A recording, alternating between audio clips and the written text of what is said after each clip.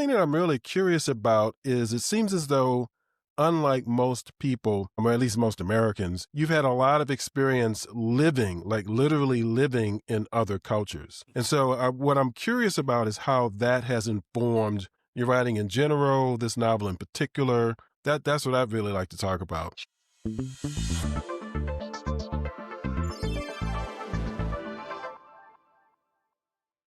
Oh, what the difference was I clicked all the same things again, but this time it works. That's great. I have a confession. In my house, I'm known as the tech vortex. Anything like goes wrong. So I'm sure it's my end. So I'll take that. So I'm glad we're on. how are things over there in Boise? That's where you are currently, right? I'm in Boise. This is a place that has a lot of ski resorts and we don't have much snow. So the ski resorts are hurting. The farmers will be hurting in the summer because we don't have enough water in the mountains. Otherwise, weather is in the 50s. Can't complain about that. So what, did Mother Nature send all the snow to France and the UK? I Is that what guess, happened? yes, something like that. That's right. We just aren't, yeah, it's all over the West. I think Utah has some snow, but not much in Idaho, Montana, which you normally get many feet. And where are you located? I'm in New York. Fabulous. Very good. So you're the ones getting all the snow and bad weather. Well, I'm actually from New Orleans, and one of the things that I learned about New York when I moved here 5 years ago is that New York State is large enough that different parts of the states have very, very different weather. Huh. So Syracuse, Buffalo, basically they're just like, Michigan. Mm-hmm.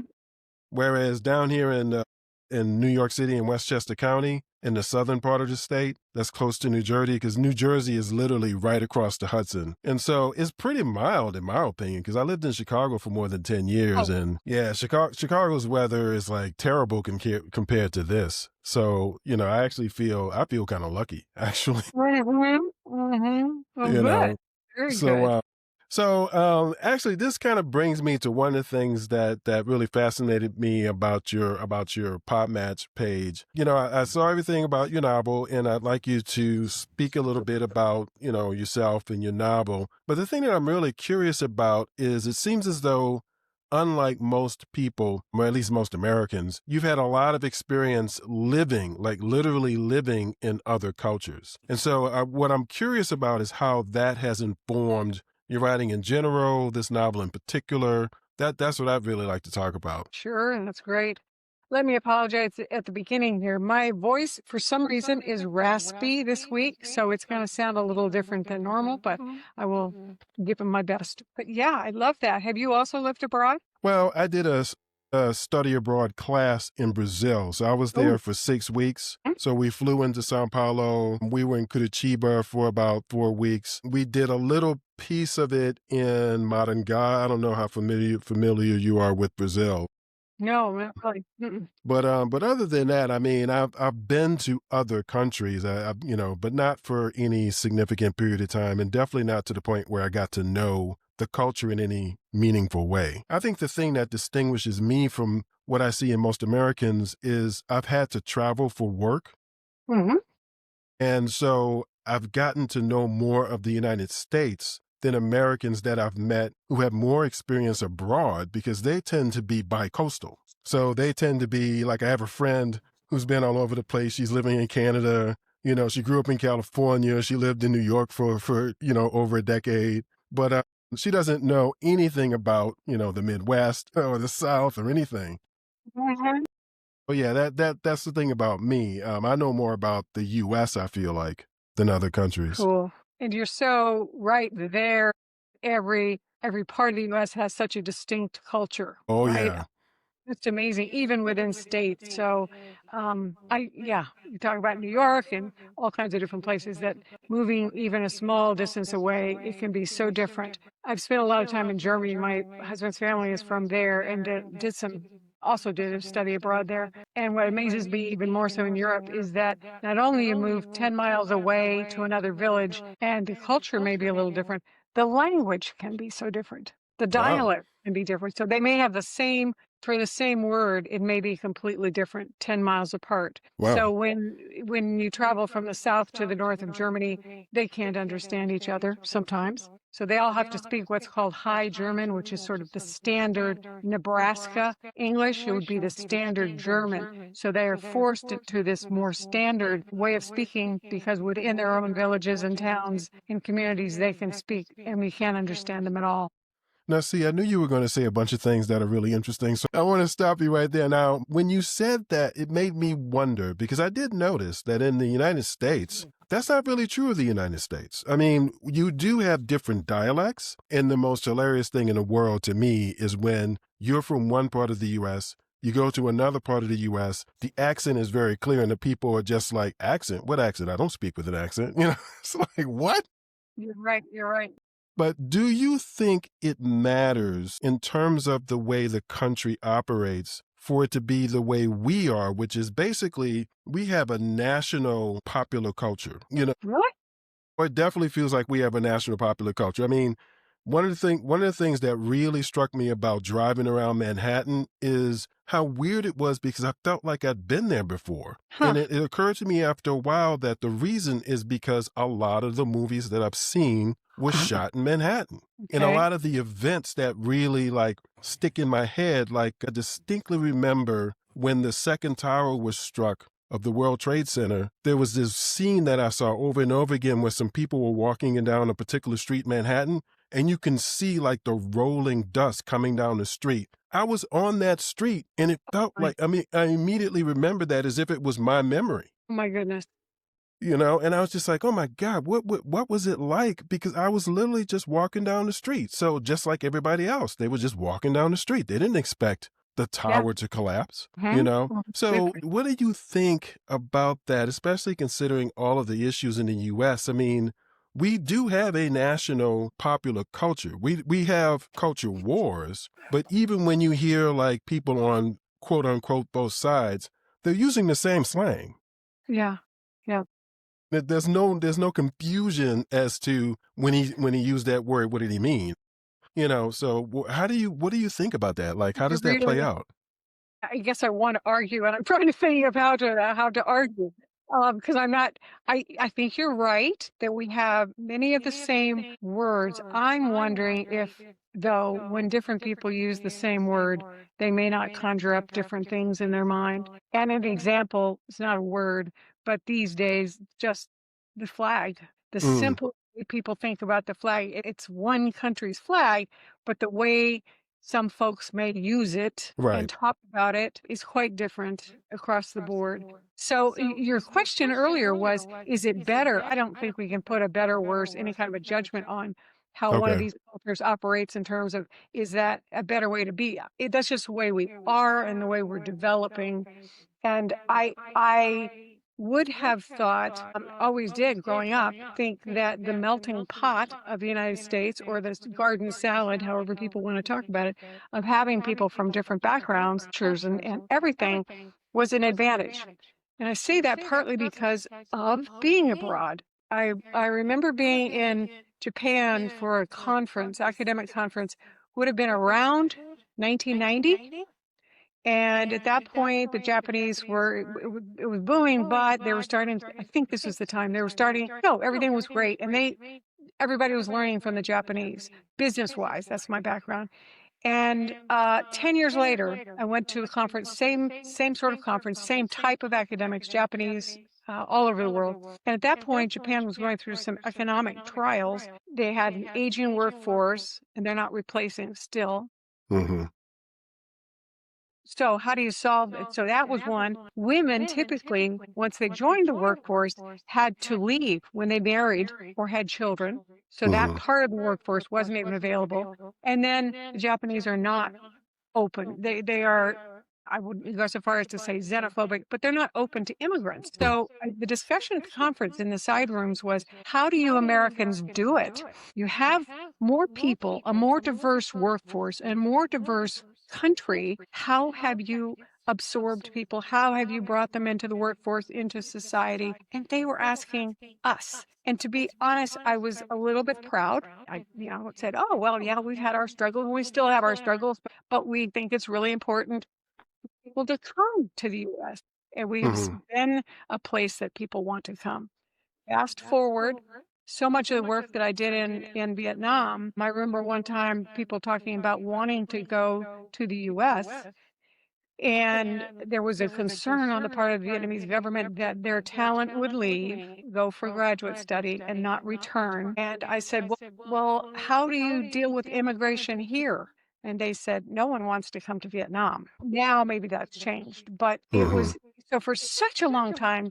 We were seen as a place because we were so different and all that. Now, we don't want to get off into politics, but I think it's a shame that that's not seen as a positive attribute of this country anymore. And because we can learn so much from different cultures and be so much more open-minded and curious, frankly. Well, I think the reason why we were able to be the way you described the positive US for so long is because another thing that struck me about traveling around the US is how you can be in your area, and just like you said, different regions are very different, but they actually feel really distant. Like when I had to travel for work, I started off in Chicago, and then there were a bunch of training courses I had to take in different places. So from Chicago, I drove down to Louisiana, right Oh, across yeah, Pontchartrain Lake, where yeah, I grew up on the New Orleans side. yeah. I was right on the other I side of lived in Pontchartrain Lake. Metairie for a little while, so I know New Orleans. Wait, what's that? You were I lived in Metairie for a little while. okay, okay, okay.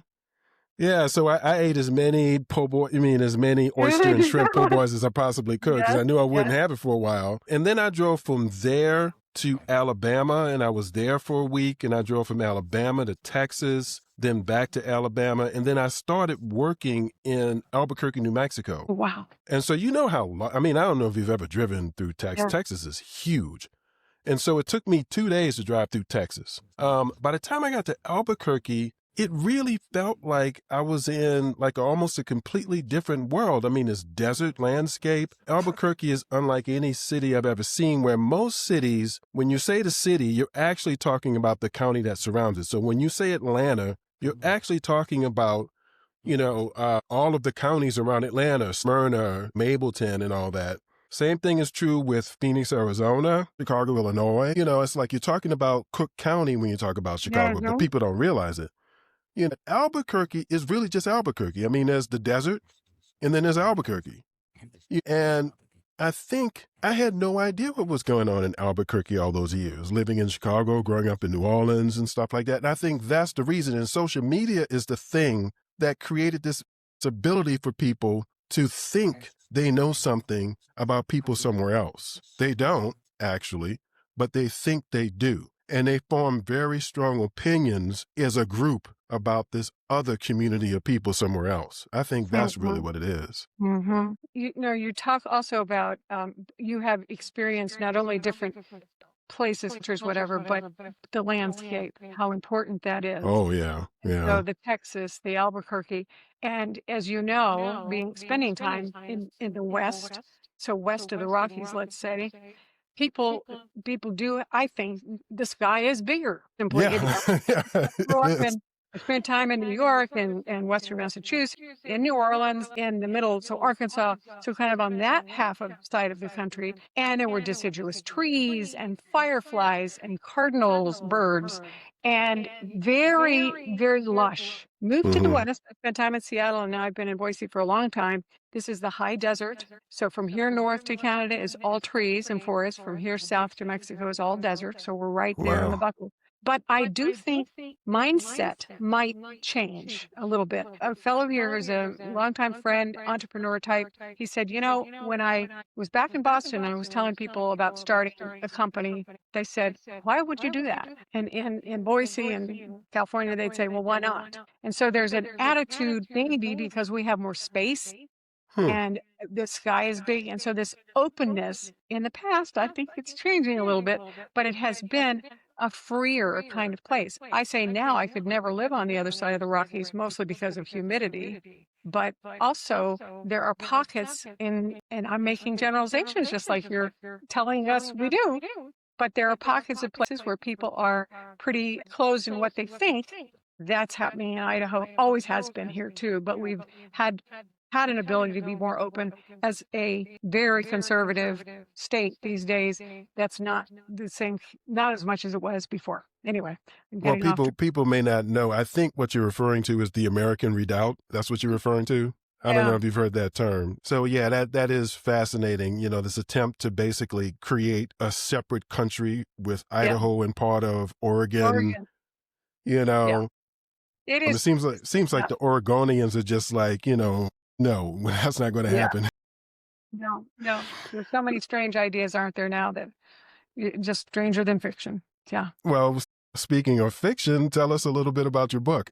Well, as you know, I've spent so much time before we leave this. So I want to pick your brain and think about this. I was just on a trip with my husband in Patagonia, and we were in Tierra del Fuego, which is the end of the earth, they call it, Hmm. most southern part of the world until you get to Antarctica. Traveling with some really smart people, and at dinner one night, I said, "Why do you travel?" And they gave pretty normal answers, because I can, because I want to see everything I possibly can, all this. And one person said, I travel and then I see what I bring back and build into my own way of thinking, behaving because of how I travel. And I thought, and I write now and then, I write short blogs about things. And I did a little one about what have I brought back over the years of traveling. I was writing about traveling abroad, but it could be anywhere. You think about having been in Alabama and Texas and Albuquerque. What did you take back to Chicago? What did you take back to New York? And I think there's several things, but one in the end to me was I hope I become better at observing and not judging right off the bat. So for years, my university has taken executive MBAs, Masters of Business participants, to Vietnam for a week. And I always give the same talk right before we go. I say there are 3 A's you need to do. One is absorb. Simply let it in, take a notebook, take your phone camera, but take a notebook, because within 48 hours, what you're seeing and feeling and experiencing will be normal. So get that down fast. So absorb. And then ask like crazy, what does this mean? Why do you do this like this? How does that happen? And then finally analyze and try to say, okay, this is what it means in this culture, and maybe this is something I could take back.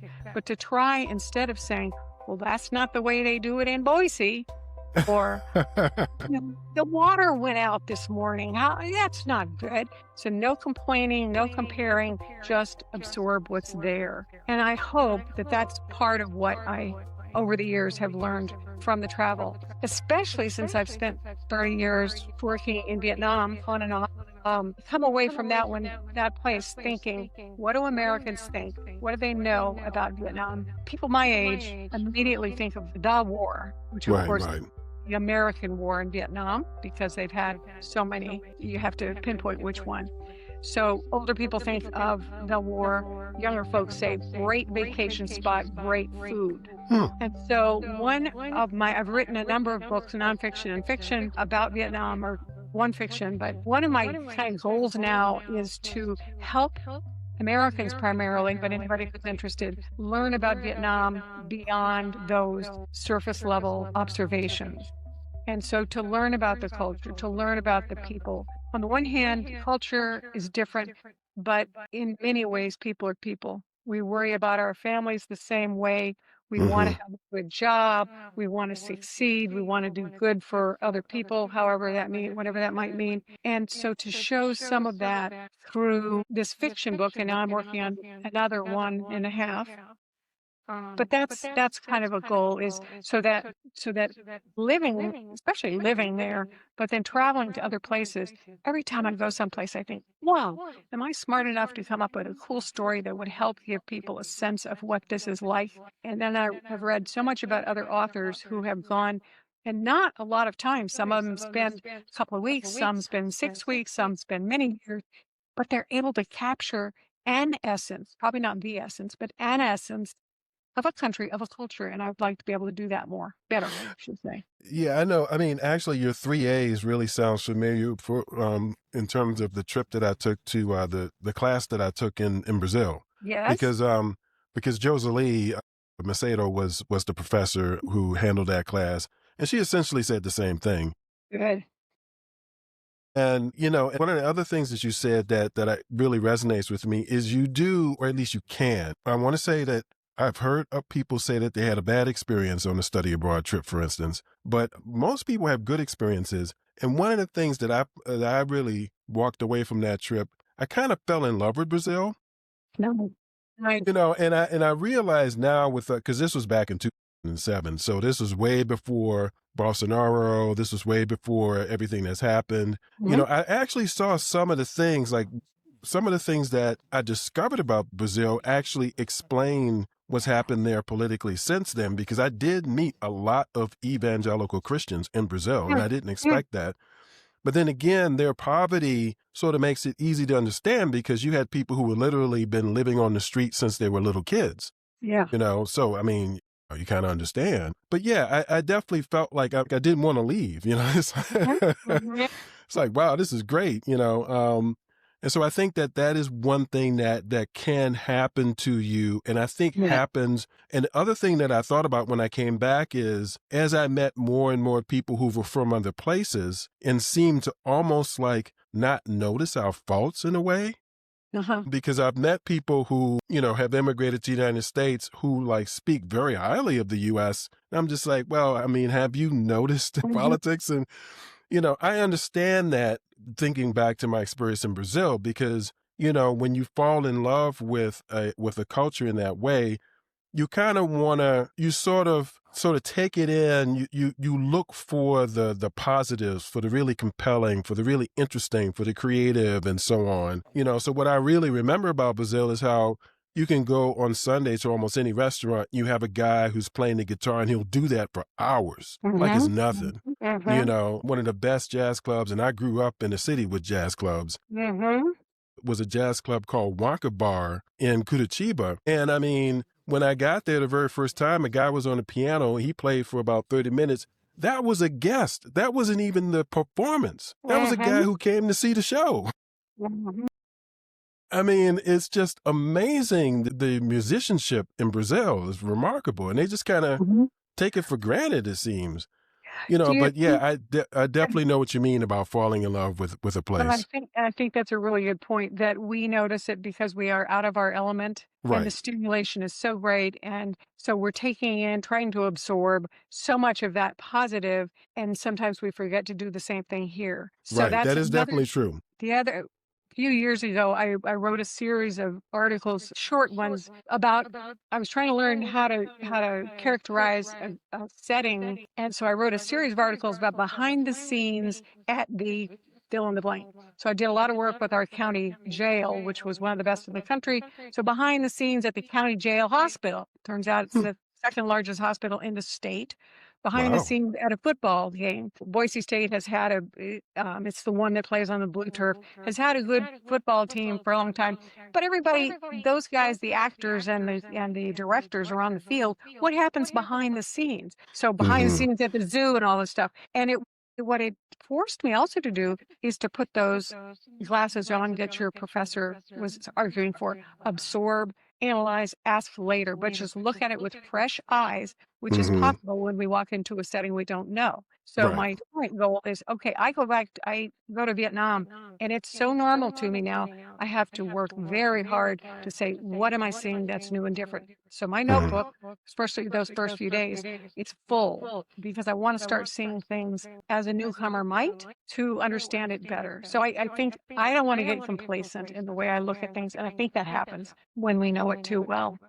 Yeah, what you said about like doing that for your own country, I think is so true, because I think that's the benefit of driving versus Yeah. flying. Yes. Because I was just kind of blown away by the Grapevine, which is this kind of canyon that you drive through, that they call a highway, that drives between Bakersfield, in California and LA. They call that the Uh-huh. Grapevine. Yeah. And it's not really like it's beautiful in the same sense that Sedona is absolutely gorgeous, but Mhm. it's just remarkable to think about it. It has the same sort of grandeur that like the bridges in Manhattan have, which Mhm. in both cases, people are just commuting back and forth every day and they don't notice it. But I Mhm. mean, these bridges in the Grapevine and also here, like in Manhattan, they're built to handle like 10, 20 times as many cars as a normal bridge in most places.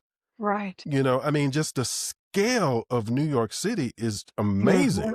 Mhm. And I Mhm. think, but I appreciate that because I grew up in New Orleans. Yeah. So, Huh. that's the reason You're why I funny. see it. Well, so do you notice that your friends in New York don't notice it? Oh, yeah, no, they definitely don't notice it. To them, it's just traffic. Yeah. Okay. Okay. And it's always super cold here, even though it's Yeah. like maybe 40 degrees. I'm like, you've never been to Chicago if you think this Yes. is cold, Yes. Yes. But Yeah. but at the same time, I do think they do sort of appreciate. I mean, I didn't realize before I came here how significant the neighborhoods are here. You have people who just sort of appreciate the fact that the same guy who owned this, laundromat or fish market or wine cellar or whatever, since they've lived there, still lives there, and they've seen like children grow up and all that kind of stuff. I mean, Mhm. New York to me, which is different from what my understanding of the South, being a Southerner, is that New York is very kind of old school and traditional. And I Mhm. think it's because, people like when I first left New Orleans, I lived in Ohio, and people would say, well, do you speak any French? I'm like, well, it's like that was a long time ago. And the people that I knew who were Creole don't really speak French. They speak like a dialect of it. Mhm. Whereas in New York, you have like I've met people who were Irish who have been here for 20 or 30 years and they sound like they literally just got here yesterday. I mean, Mhm. they still have their accent, Irish, Italian. You could just go through the long list because everybody from the world is here basically. Yeah. Yeah. And I think it's because the communities here really do keep contact with some sort of Mhm. contact with with the country that their Mhm. community originated in. I Mhm. think that's the reason. And what that's created is kind of this preference for and appreciation of things being the same or tradition. But it's New York tradition. And so you have all these Yes. cultures. So Mhm. traditional for them is for all these different cultures to interact and just accept each other. That's traditional for them. And so I have always wondered, those neighborhoods, I have the feeling that they're pretty closed. So they're Yeah. not as welcoming to outsiders. I lived in Ohio. I did time in Ohio. I say Yeah, me too. flat, yeah, flat and humid. And it was a great place to be right at the beginning of a career. But I think there are places, and even Seattle, I remember people saying Seattle is a really hard place to break in, Hmm.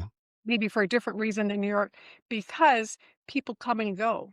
And so there are certain parts of the Okay. country that maybe people will come and then they either, I mean, you fall in love and want to stay in Seattle forever, but there's so many that come and then move on to fill in the blank. And so you don't want to invest too much time or energy in getting to know people because they may not be around. I find that an interesting approach to friendship. Same thing when we moved to Boise in 1986, so 35 whatever years ago. Oh, 40. And the same, it was very closed, good old boy network, very old Western town, five families controlled just about everything. And people would, when you introduce them, they'd say, well, I'm a fifth generation Idahoan. And I'd say, well, I'm an Army brat. I don't fit in anywhere. I don't expect to. And so that sense of you'll never fit in because you didn't grow up here. Versus now, we have so many people who have come from the West Coast primarily during the Hmm. pandemic, and they're very proud of being here for 4 years. All the rest of it didn't say, but you're welcome. We're glad to have you. So it's I think there are different pockets where it's fascinating. And I was in New Orleans as a child, so I don't know anything about it, but I've wondered about it because I went to college in New England. A very dear friend of mine from New Orleans went up there, and she went straight home when she was finished. Got a law degree and stayed in New Orleans. And Hmm. I didn't understand that idea of going back to home because, of course, when you move around a lot, then there wasn't a clear place to go back to. So now I get it, having been in one place for quite a while. But Yeah, and kind of to your point, I mean, you asked me the question is you said you would imagine that like these neighborhoods here are pretty closed, but it kind of goes back to what I was saying about like what you're used to because I hmm started going to this laundromat that's near here, near where I live about I'd say maybe 6 months ago. And uh-huh. at first, I was doing the thing that, because part of the reason why New Yorkers are sort of, I mean, they're used to being around a lot of people. Yes. And when you're around a lot of people, like if you're ever in the subway in Manhattan during rush hour, you totally understand. It's like you just want to respect other people's space and hope they respect yours. Forget about like in Chicago, if you sit next to a person, they're not gonna not speak. They're gonna say Oh, something. really? Huh. Oh yeah, yeah. Chicagoans don't like dead silence. They really don't. And usually what they'll say is did you see the game? Uh-huh. And you're supposed to just know what the game is, right? Whereas here, you can sit next to a person for like 30, 40 minutes and they'll never say anything. They'll kind of act like you you don't even exist. But I noticed the last couple of times I went to this laundromat, so now it's been 6 months, all of a sudden people have started talking to me, and I think it's because number one, I'm tall, and so you Okay. can't really miss me. But the second thing Mm-hmm. is I've been going Mm-hmm. consistently. I go once a week. They've seen this tall black guy. Who's this tall black guy? I mean, it's almost like a small town in that sense where Yes. I can Yes. imagine people asking, "Who is that guy?" Yeah. Well, and that's my other expectation is that these towns are like small villages, small towns. So Right, people right, look out right, for right. each other. So Exactly. a friend of mine who moved right after September 11th, he worked downtown Wall Street from New Jersey, moved to Los Angeles after that, said my job was going to go away. I wanted to change and moved out there 20 years ago, whatever it's been. And he said, could not get used to it. And took him 5 years. And he said, I think I figured it out. In New York, people are not friendly, but they're kind. If you need help, they're there. Right. People in LA are friendly. Yeah, let's have coffee. And you never hear from them. They're not kind. They won't support you again because people move in and out so much they don't know who to count on. What you have is longevity now in the laundromat. And so Hmm. now if something happens, you call and say, I can't get there, my cat's sick. They'll take care of your laundry for you. So it's wow, fascinating. You should write a book about all this. Probably turn your podcast into a cool book. Mm, Yeah, but what your friend said, and it's interesting that he's from here and he has that observation, but it's totally true. It's like people are not like when he said friendly, but it's like they're not assertive in that way. The one thing yeah. about New Orleanians is obviously, you see it yourself, is we talk to people like we've known you forever. That's hmm really easy for a lot of hmm New Orleanians. We just don't feel that there needs to be like this period of getting to know. It's like, hey, you're there, I'm talking to you. You're Whereas New York, absolutely oh my gosh, one of my mentors was from New Orleans, and that was true. So why do you think that is about New Orleanians then? You just jumped um, in. I'm gonna try and be self-reflective the way your friend was. I guess it's because you have number one, you have a lot of characters in New Orleans. A lot of really, um, um, yeah, and I think that's kind of it. I mean, New Orleanians are also like, I hear people say, "Oh, you're so, what does it say? You're so warm." Well, actually, New Orleanians are actually pretty blunt. so, Mm, and so I guess, I can see how people from other parts of the country, at least especially since I've lived in the Midwest and here in the Northeast, how our bluntness, and then we're also kind of cynical in a very kind of make fun of things um, kind of way. And so I can see how that could be taken as warmth. When mm, actually what the person might actually be doing is they might be like telling you some truth, in a very funny, blunt sort of way, but it made you laugh or something like that. mhm, I mean, maybe mhm, that's the case. mhm. Um, but yeah, I think that's part of the reason. I mean, it's like there was no such thing growing up as people tiptoeing around the issue. There was no such thing as an elephant in a room because if there were an Mhm. elephant in a room, that's the first thing everybody would mention. Whereas I did notice when I was in the Midwest, there were things that like you weren't supposed to talk about. and it's like the obvious thing. It's like, well, wait a second, why are we talking about this problem that everybody is having with such and such? We should be Mm-hmm. talking about that. And people would be like, whoa, So I think maybe that's it too, is that uh, Mm-hmm. that we don't really have that in our culture, the elephant in a room, at least not in my That's really community. interesting. That's interesting. Yeah. Well, I'm not I'm not saying yeah, that's necessarily leads to solutions to problems.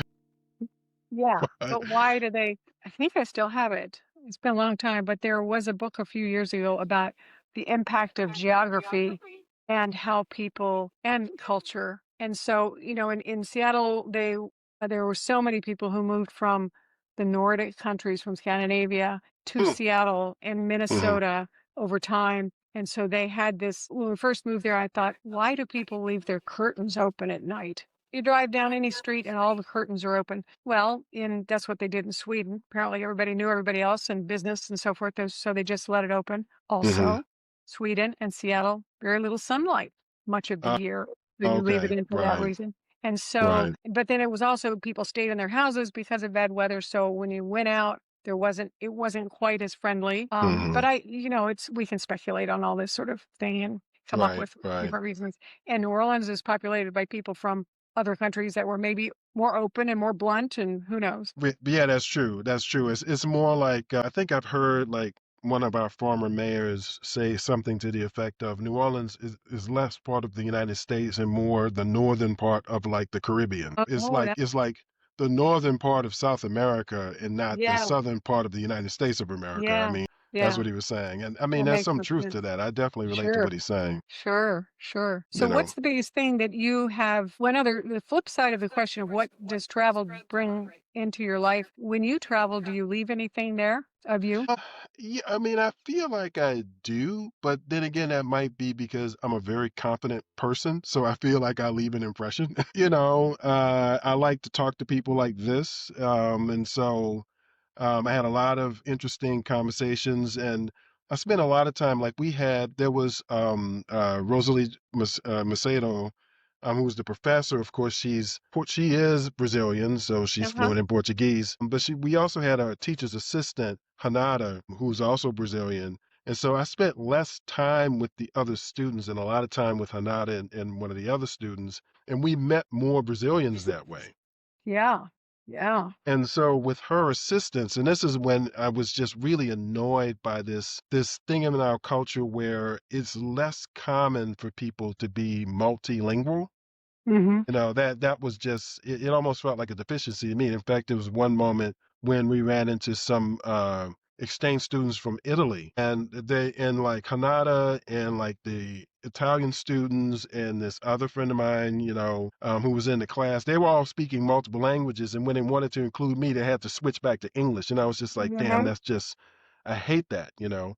But Hanada made it easy for me to kind of have some really interesting conversations with people in Portuguese, you Mhm. know. And so there's just a whole lot of things, I mean, first is that whole thing of, where are you from? So they're thinking American as if the whole country is the same. And I would say, Mhm. well, I'm from New Orleans, assuming that they knew where that was. They'd Did be they like, not? new, Well, that's they surprising. no, a lot of it's really surprising how many people don't know. I mean, they're not familiar with New Orleans. Now say New Orleans, Louisiana, and it was hard for me not to say it without being a little bit insulted. It's like, what? You don't know Yeah. where? You Yeah. don't know? Yeah. You've never heard of New Orleans, Louisiana? Right. So then it would be an opportunity for me to sort of, describe the city, my culture, the difference between New Orleans and other parts of the country, and so on and so forth. And so I hope that it sort of broadened the perspective of some of the people that I met as to the United States. Now, who knows what they think now, but, Yeah. at Yeah. the time, I hope that it had that effect, Mhm. Mhm. you know. You mentioned the language issue, which I totally agree with you.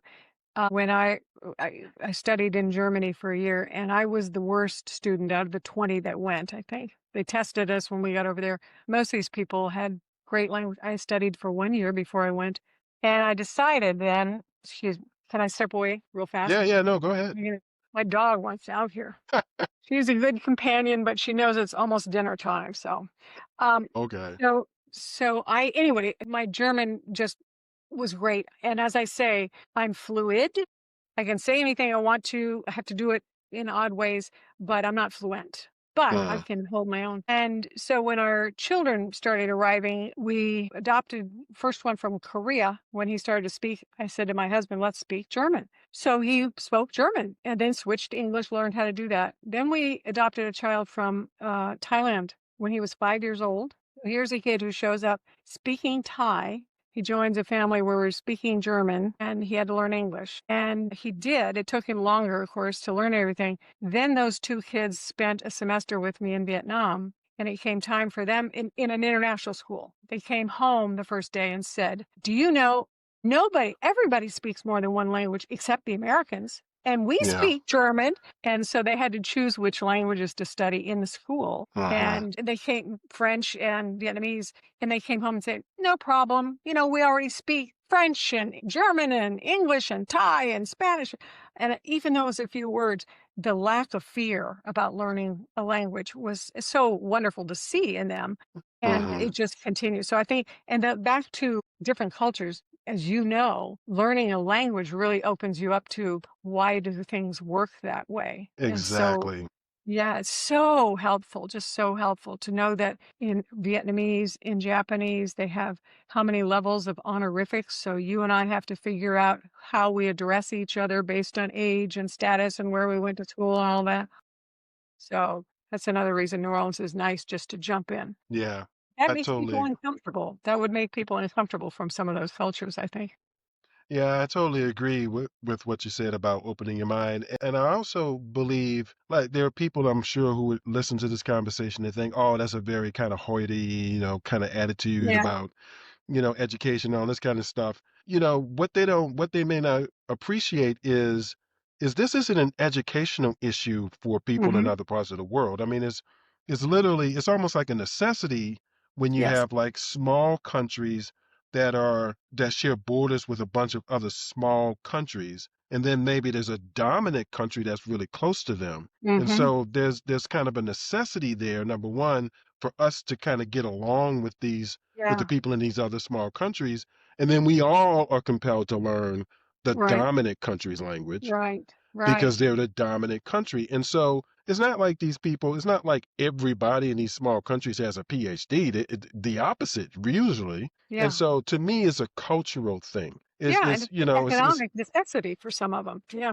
well, and on our end, it's not something that we have to all of a sudden like make everybody here super well educated to do it. It's like we've kind of made this choice Mhm. that we're not going to value people being multilingual, even though we have pretty much everybody from everywhere in the world here in the Yeah. United States living somewhere. So Mhm. that's the thing about it to me. It's like it's kind of a choice that we've made. Yeah, but you also nailed it right at the beginning when you said who knows how big this country is until they've driven it. And That so is when you true. talk to people, That is except true. maybe Brazil, we were in Chile, in Patagonia. I know nothing about Chile. It's 4,000 miles long and maybe a few hundred miles wide, but it's different, so different from north to south as Right. well. And Right. so, especially the US, and I don't know if anybody drives through China or Russia, but people who have come here and have done it, you said 2 days to get through Texas. I mean, that's like a country in much Right. of the world. Well, I think nobody understands how big it is, and that's another reason we don't learn other languages, probably, is we haven't had to. Yeah, no, no, I think you're right about that. I definitely think you're right about that. Crazy. So, do you want to talk about your book?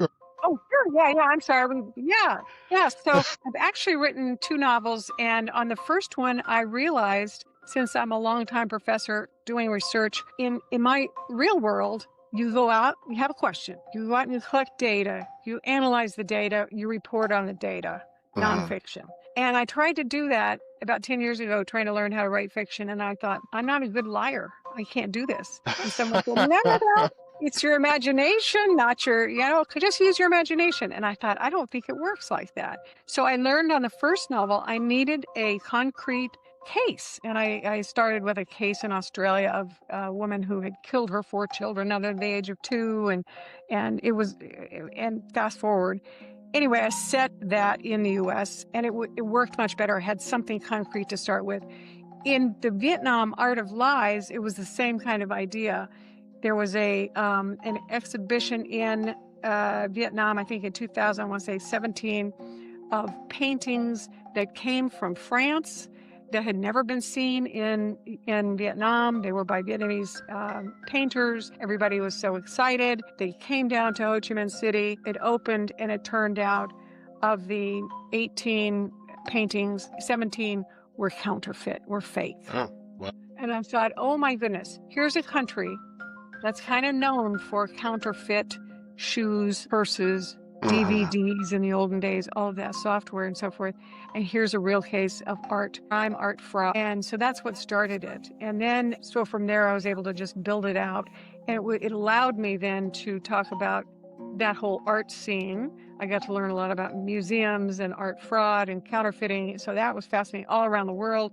Looting of art that happened in Vietnam, happened in a lot of African countries. And so that was fun. And then to build in some characters that showed family relationships. This woman who's single mom, divorced, lives with her parents and son. So all of that, friendships among women her age. A foreigner was in the book, so she could ask the really strange questions about Vietnamese culture, and they could explain them all to her a little bit.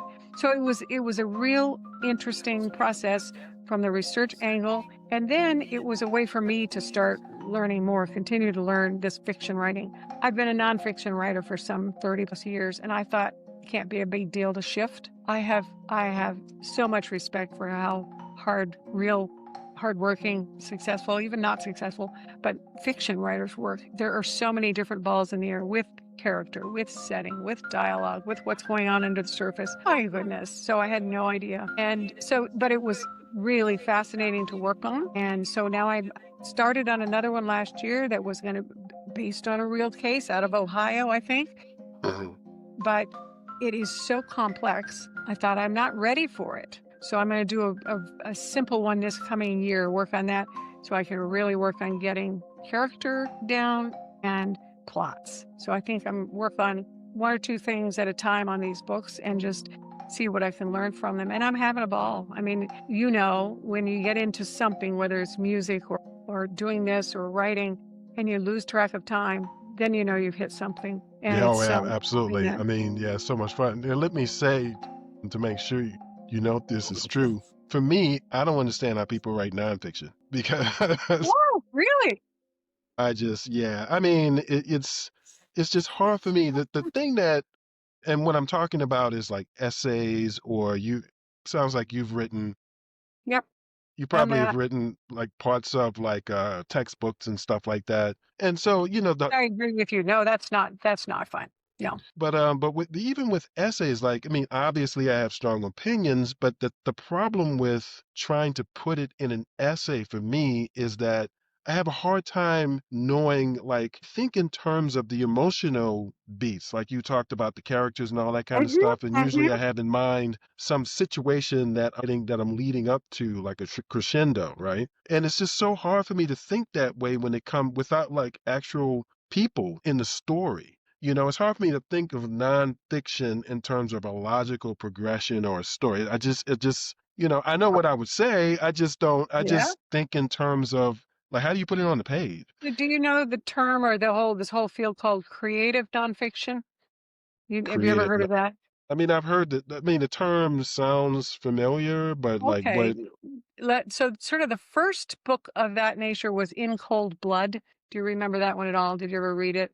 that title sounds familiar, it sounds like The Devil in the White City maybe is what you're Yeah, thinking that sort of of. thing. That's creative nonfiction. So basically, there's a nonfiction something event, and you apply creative writing aspects to it. So building up tension, building up Hmm. the characters, all of that. So yes, I've done some of that, and that's why I thought, okay, this can't be that hard to switch to fiction.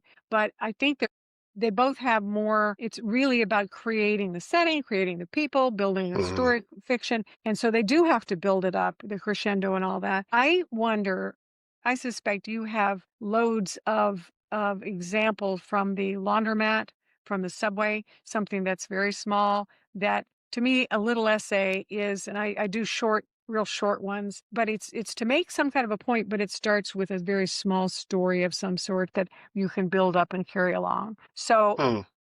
yeah, it's not the fiction versus nonfiction. It's me getting better at creative writing, I guess, would be all the components that go into it. And I've done some creative nonfiction and writing books about culture and leadership, and one Hmm. that's about is profiles of people in Vietnam. So I've Oh, used okay. it, but it's always felt comfortable because the people were real. So now to Right. move to how would I write something I need to have your face in my mind as a character. And so that's where I am now is how do I actually figure out and who can I use from real life and then adapt versus I cannot come up with things out of nowhere. Learning that. But Hmm. I think I was just listening before we talked it's a new to me podcast interview of writers, and this one woman is known for writing short stories. And she said, "That's it." I thought I'm a short story writer, and then she started doing a novel, and she said they're actually different. And so now she says I Oh, like yeah. working in different, very different genres and I never write the same book twice, so they're all really different. And I thought that would kind of be my goal. I'd like to learn how to write a bunch of different things. So I did this series of essays or profiles. I've done other things that are creative nonfiction. I've done short essays, longer essays. And so now is the time to go into more traditional fiction Hmm. and some days I feel like, why? But I get up in the morning. We all need a purpose. And that's right now. I officially retired from the university this semester. And I thought I need something new to work on. So during the pandemic is when I got started on the fiction. And then Okay. I have a family of tennis players. They all play. They're very good. They've always said, Mom, you need to learn. And I would take lessons for 2 or 3 days and say, I'm better as a cheerleader. I'll just watch all you. I started a few years ago, 3 years ago, to try and learn how to play tennis. Hmm. And I think the best thing about trying to learn tennis, trying to learn fiction writing, and still teaching very smart executive MBAs is that it put me in the mindset of being a beginner again. So Hmm. I can talk about leadership context, strategic management, culture, whatever it might be. And I know this stuff. To them, especially engineers, they're completely out of their zone. So I Hmm. had to throttle back and say, okay, how do I convey this to them? I can talk, but that's not the best way. How can I find 3 or 4 ways to get this idea across to them? Different approaches, but remember they are beginners. And so that has been really helpful to think of when I'm the expert trying to give somebody information, how do I do it? Just as I'm frustrated when I'm trying to learn how to hit a tennis ball and they have to tell me 100 times what to do. So Okay. it's that crossover, I think, of how people learn that's so interesting too. And Hmm. you said several things already I wanted to jump on. I think one of the most important qualities, whether we're here or traveling, is curiosity, which you clearly have, that you want to learn about other places, other people, other ideas, other types of knowledge, and then you link them. And so I'm trying to notice in my own thinking, how do I find and then link dots from different areas, different fields, different ideas? Yeah. I mean, because obviously I've done quite a bit of traveling in the United States, but honestly, that was because I needed to work. Yeah, yeah, So that's the reason why that was the motivation to do it. The thing that I've always loved about fiction is that you can travel literally yes, anywhere in yes, a book. yes. And I'm just guessing that most of my favorite books have taken place like at other time periods and in Uh-huh. other countries, Huh? and I just love being in these other Yes. places and like being in the mindset of someone who's very, very different from me, who's Yeah. dealing with a completely different world and Yes, I completely different agree. circumstances. I Totally. just absolutely love that. It's what it should be. I've just always had this very strong love for fiction. Mhm. Oh, that's That's just the wonderful. way it is. And you've got some great fiction writers from New Orleans, really Oh yeah, old-timey yeah, yeah. ones, and yeah, Well, like I love it. said, we're it may not be easy to see, but we're actually pretty blunt. Yeah, yeah. Oh, absolutely. Great. Mama's gonna tell you what you need to hear. Uh-huh, uh-huh. That's just Absolutely. the way it is. I So tried of course, I ate red beans and rice a lot living down there, and I tried to make it the other day, and no. So, I'll have don't to worry work about it. it. I cannot make red beans and rice. It's Okay. just Not the I way your mom cannot do did it. it. I think the problem with me and New Orleans dishes is that my standards are entirely defined by my mother. Huh. So, I mean, if I can't make it taste like she makes it, Yeah. it's a failure. So I don't Yeah. even tried a couple of things. I'm like, oh, this isn't even close. Yeah. No, and Yeah. so I just completely given up. How funny. How funny. Yeah. Well, this has been wonderful. I appreciate it. I don't know if you got what you need. Oh no, this is a great conversation. Mhm.